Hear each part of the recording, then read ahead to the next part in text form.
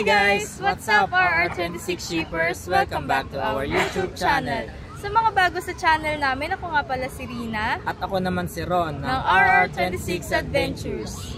Ngayon, nandito tayo sa Masasa Beach, Tingloy, Batangas. And actually, pangalawang beses na namin pumunta rito. Nung una ay nung December 2018. At linano rin namin bumalik dito nung 2020. Kaya lang, nagkaroon ng pandemic. Kaya ngayong taon na lang ulit kami nakabalik rito. Anyway, kung gusto ninyong malaman kung paano pumunta rito, magkano yung po pwede ninyong magastos and other activities na po pwede ninyong gawin dito sa Masasa, make sure to watch until the end of this video.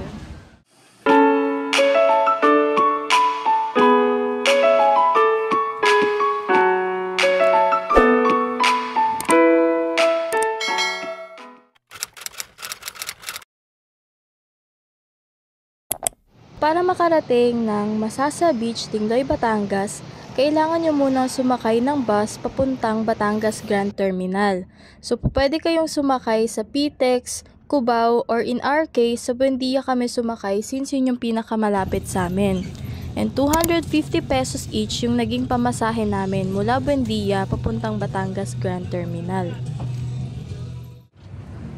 Pagdating naman ng Batangas Grand Terminal, kailangan namang sumakay ng jeep papuntang Anilao Port. Dito, 70 pesos each ang pamasahe. Kapag nasa Anilao Port na kayo, dito naman kayo bibili ng ticket para sa ferry and environmental fee na rin.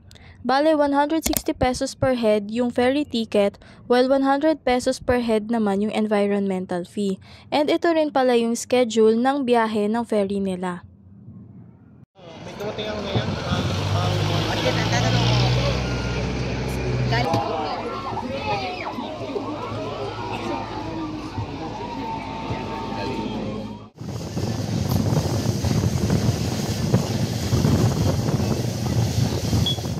And after 45 minutes ng biyahe, finally, nandito na nga tayo sa Tingloy, Batangas.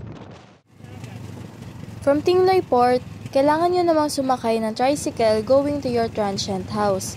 Bale, nagre-range yung pamasahe ng tricycle from 80 pesos to 120 pesos, depende sa kung gaano kalayo yung location ng transient house na kinuha ninyo. In our case, since 20 minutes away yung transient house na binook namin mula sa Tingloy Port, 120 pesos ang naging pamasahe namin. Speaking of transient house, kung wala pa kayong tutuluyan, we highly recommend na sa Jeremiah Homestay kayo mag-book. Meron silang 3 rooms na available. 2 doon ay pang couple, while yung pangatlo naman ay pwedeng pang family or barkada since mas malaki siya compared sa couple room. Maganda mag-book dito sa Jeremiah Homestay kasi bukod sa malinis yung bawat area ng bahay, hindi siya crowded at free na rin ang paggamit ng gas stove, kitchen utensils at video okay. Kung interested kayong mag-book sa kanila, ilalagay ko na lang yung contact details ng owner na si Ate Rose Herrera sa description box. Kahit nga may kalayuan yung transient house na tinuluyan namin dito sa Masasa, worth it pa rin naman kasi ganito naman kaganda yung view na bubungan sa inyo tuwing lalabas kayo. Ngayon naman, dumako tayo sa mga activities na pwede ninyong gawin dito sa Masasa. Una na nga riyan na yung pag-akyat ng bundok na kung tawagin ng mga locals dito ay mag-asawang bato. Oh, ayun guys, yun nga pala yung namin, tour guide namin. Ano pong ulit pangalan nyo, kuya? Puli. Puli? Oh, yan, si Kuya Puli ang aming tour guide. Papunta sa mag-asawang bato. Yan. First stop, puno ng mangga.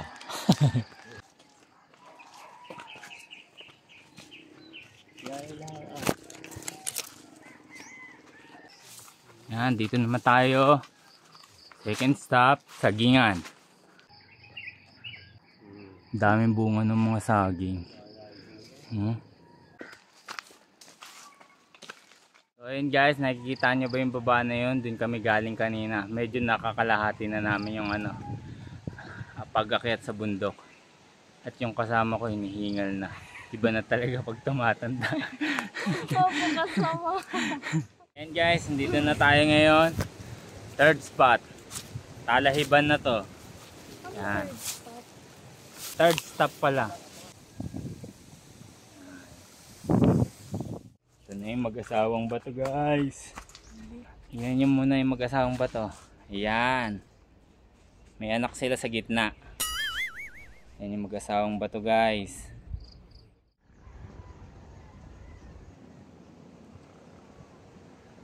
So ayun guys, nandito na tayo sa tuktok ng mag-asawang bato.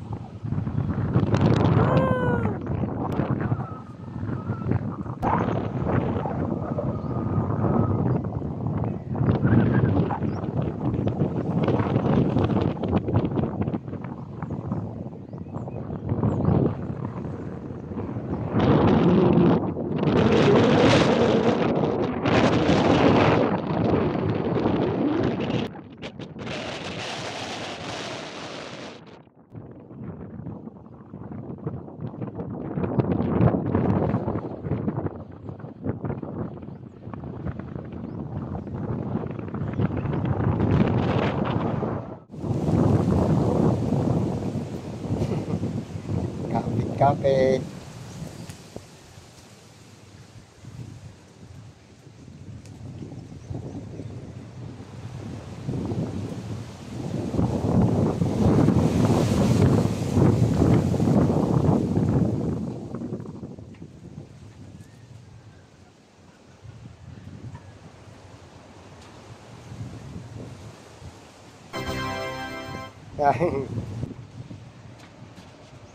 And guys, kasama ko yung tour guide. Umakyat kami dun sa pinakataas na mag-asawang bato.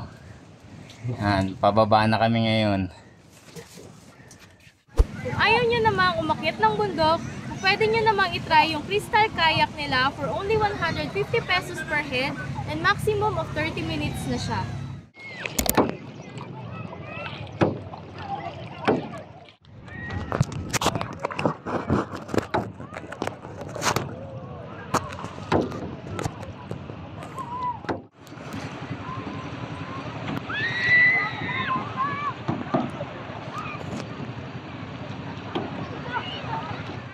Bukod sa mga activities na ginawa namin na napanood ninyo kanina, meron din sila ditong island hopping kung saan ililibot kayo sa iba't ibang mga pasyalan dito sa Tingloy, gaya ng Lagoon, Sepok Beach at Sombrero Island.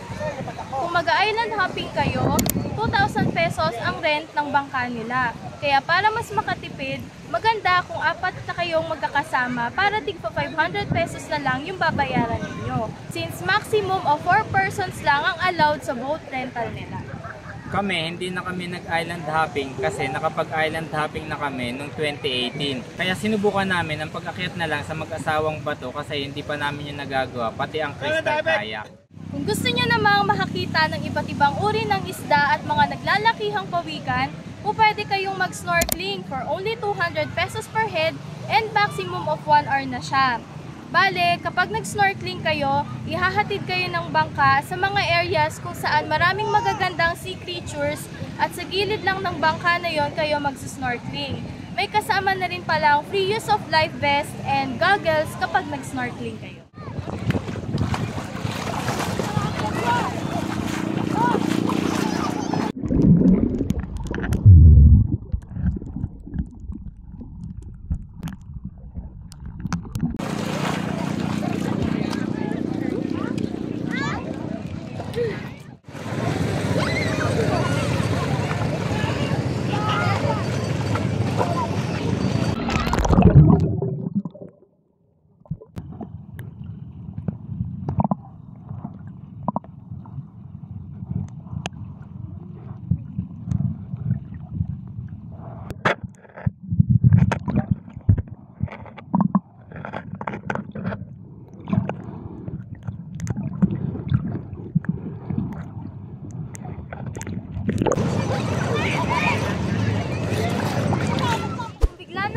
Magutom dahil sa dami ng mga activities na pwede ninyong gawin dito tapos wala kayong dalang kahit na anong baon, huwag kayong mag-alala kasi marami namang mga kainan dito gaya na lamang ng Lumihan na pinuntahan namin.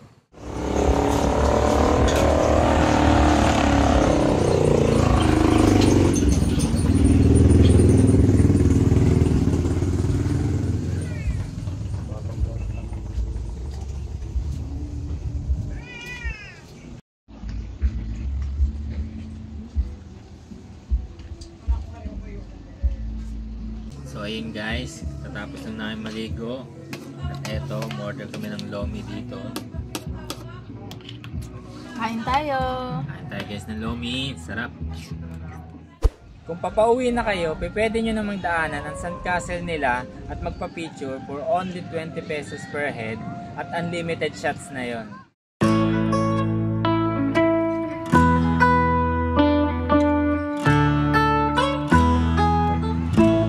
RR26 Adventures goes to Masasa Beach, Tingloy, Batangas! And before we end this vlog, gusto muna naming magpasalamat sa lahat ng mga taong patuloy na nanonood at sumusuporta sa YouTube channel namin na RR26 Adventures. Konting-konti na lang guys, sa 27,000 subscribers na tayo, kaya maraming salamat po. Maraming salamat sa inyong lahat, shippers!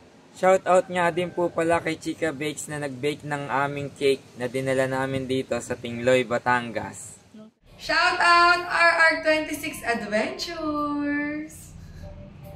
And thank you din po pala kay Kuya Romel sa paghatid po sa amin mula sa Mabini papunta sa Anilao Port. Thank you po!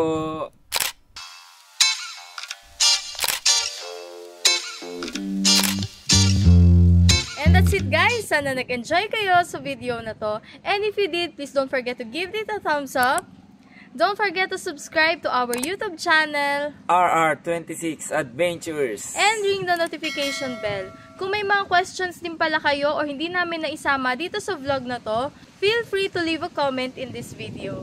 Thank you so much for watching and we hope to see you in our next adventure. Bye!